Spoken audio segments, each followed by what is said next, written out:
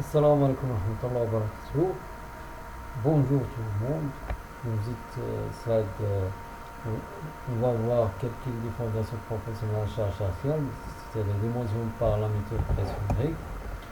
Donc la détermination de la contrainte limite de pointe que puis à partir des cycles pressométriques. Donc on va faire on peut appuyer sur les cycles pressométriques. Et là, donc qui consiste à introduire une sonde cellulaire dans une cavité de forage, donc ce qui permet d'exercer une pression radiale sur les extrémités du forage. Donc on a, à partir de cette issue, on peut faire une courbe de pression en fonction du volume. Donc lorsqu'on a la première phase, on a la phase frontale, puis la phase de pseudo-élastique, puis la phase de déplacement, ou la dernière phase, la phase de déplacement, ou la phase de pliage. À partir de cette courbe-là, on peut déterminer donc, le modèle pressométrique est égal de 1 plus le coefficient Poisson plus le volume d'observation plus delta V1 plus V2 sur 2 fois delta P sur delta V. Et le modèle d'ion qui est égal au modèle pressométrique, c'est de 1 plus le coefficient Poisson de sol qui est égal à 0,33. Il a la pression limite encore qui est à partir de V est égal d'un certain volume qui est égal à Vs plus de V1. Vs c'est le volume de la sonde de pressométrique plus de V1 à partir de la courbe. À partir de cet asymptote, on peut déterminer la pression limite pressométrique. Donc la pression limite correspondant est égale PL étoile égale PL moins P0 avec P0 potentiel à partir du coefficient estimé de pression de terreau pour K0 et des valeurs de la contrainte vectorielle flexible. V qui est égal au poids volumique fois H. Le poids volumique du terreau on le vit sur la tour H et la pression intercellée par l'expression P0, donc P0 est égal à Q0 fois Q' plus la pression interstitielle. Pour déterminer la tour d'encastrement équivalente, lorsqu'on a dans un terrain, on met à des essais pressométriques sur ce terrain, oui, notre pieu se met ancré dans un hauteur donc D. Dans un hauteur D est égal à D avec les essais pressométriques. Donc la hauteur d'encastrement selon fascicule 62 têtes, ça définit une hauteur d'encastrement équivalente donnée par cette formule qui est égale à DE1 sur PLE fois l'intégrale D0 PL en fonction de Z. Avec PL, c'est la moyenne, PLE, c'est la moyenne des essais de pression limite. La pression limite à partir des essais pressométriques. Donc PL peut être calculé comme la moyenne pondérée de PL sur l'intervalle de profondeur entre cet intervalle D moins B et l'intervalle de D plus 3A. Intervalle de D plus 3A, donc cet intervalle. Avec PLE est égal à 1 sur B plus 3A par l'intégrale D moins B D 3A PL étoile en fonction de Z. Avec A sur le max de B sur 2 est 0,5 mètres et B sur le min entre A et H. Et H, c'est l'ancrage dans la couche où se situe la pointe de puits. Donc la charge limite de la pointe à partir des essais précieux est égale, Kp est égal la section fois Kp. Donc la section A c'est la section de la pointe. Et A c'est Q0 pour A est égal K1 moins Q0 est égal à la section fois Kp fois Pl moins P0 avec Q0 c'est pression verticale totale des terres au niveau de la pointe des pieux et P0 pression horizontale totale des terres au même niveau, Pl pression limite pressiométrique, Kp c'est le coefficient empirique appelé facteur de portance pressiométrique qu'on peut déterminer à partir selon la fonction de l'intérieur du sol, le mode de mise en œuvre de la fondation.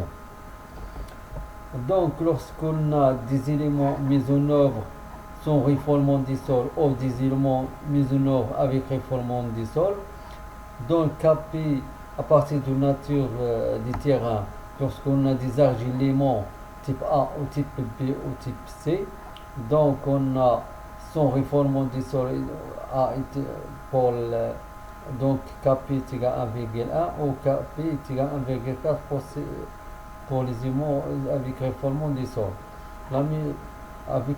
Lorsqu'on a des argiles, l'élément B, on a est égal à 1,2 et 1,5. Pour les argiles, éléments de type C, on a 1,3 ou 1,6 pour les refoulements du sol. La même chose pour les sablés graves, on a type A et B, C, où on a donc on a Kp est égal à 1 pour les sans refoulement du sol est égal à 4,2 avec refoulement des sols. La même chose pour la craie de type A et B, C. Et pour les marnes calcaires, c'est-à-dire les roches qui sont carbonatées, les moyennes donc Kp est égal à 1,8 sans refoulement du sol et 2,6 avec refoulement du sol. Et pour les roches altérées, il est égal à 1,1 à 8,8, 1,8 à 3,2. Classement des différences sur les tables à partir des prochaines individuelles à pression limite.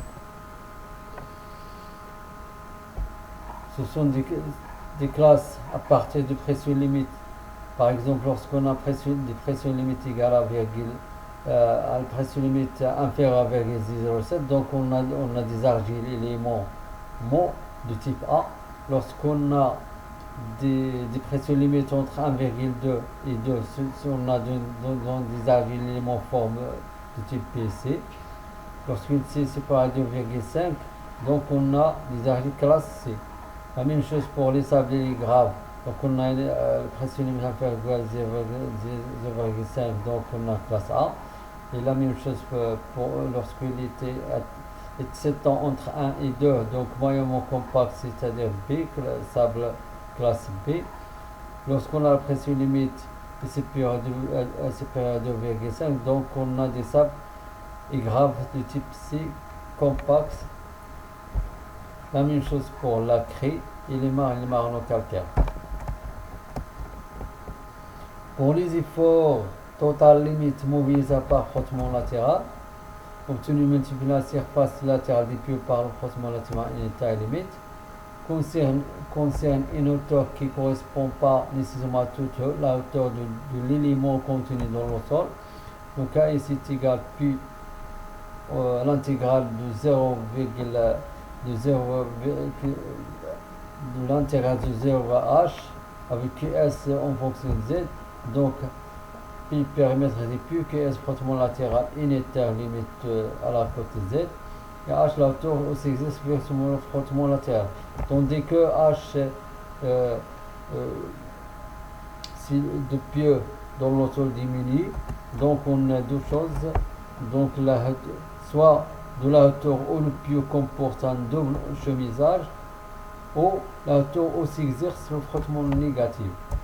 Pour le frottement latéral, l'intérieur limite K en fonction de la pression, donc dépend la pression limite et le type de pieu. Donc, les deux points pour ce frottement latéral dépend en fonction de la pression limite nette et le type de pieu et de l'intérieur du terrain. Donc, si tabac, on a QS en fonction de pression limite, ce qui nous donne différents types de pieux à partir du Q1, Q2, Q3, Q4, Q5, Q6 et Q7. Donc à partir de ce type de pieux, on peut déterminer QS, le frottement latéral. Pour voir ces différents types de pieux, donc on a un autre tableau qui permet de choix de recours pour le calcul de frottement latéral. Ce tableau permet de déterminer les différents types de pieux selon la nature des pieux. Donc lorsqu'on a des forêts simples, une nature du sol, par exemple des argiles éléments, on a ABC, c'est-à-dire la classe d'argile, ou les classes de sable ABC, les classes de la craie ABC, les classes du mar ABC, type de roche, des sols qui étaient rocheux. Donc, lorsqu'on a par exemple un pieu de type métal battu, donc des argiles A, on a Q1 et Q2. Pour les sables et graves, pour les types la classe A et puis on a Q2 et pour C Q3. Donc pour la craie on a 4, donc on va voir que pour cette 4, lorsqu'on a par exemple Q1, ce type de pieu est un réalisage et rainage en fin de forage. Pour le 2, Q2 par exemple, c'est pieu de grande longueur, c'est pieu à 30 mètres.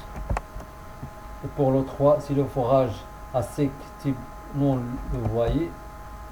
Pour le type 4, c'est dans le cas décret de frottement latéral, peut être très faible pour certains types de pieux, il convient d'y fixer une étude spécifique. Pour les marnes type A, pour les marnes type A et type B, donc on a Q4, Q3 et Q4. Et pour les roches, on a Q4. Pour les pieux qui, par exemple, lorsqu'on a un forêt simple, pour les marnes, on trouve qui 5, donc son tibage niveron nous font supérieur de parois rigueuses. Pour le 6, on a injection sélective répétitive à faible débit. Pour le 7, par exemple, lorsqu'on a des types de pieux injectés à haute pression dans le type de roche, donc dans cet état-là, on a injection sélective répétitive à faible débit et traitement préalable de massif fissuré ou fracturé avec observation des cavités. Donc le calcul de la charge limite totale qui est égal K général des pieux travaillant en compression. Donc Q est égal Q qu'on a calculé à partir des essais pressiométriques et QS à partir frottement latéral à partir des abacs qu'on a introduit. K des pieux travaillant en arrachement, Q est égal à QS. Et je te souhaite une bonne journée. Merci d'avoir nous suivi. Merci beaucoup.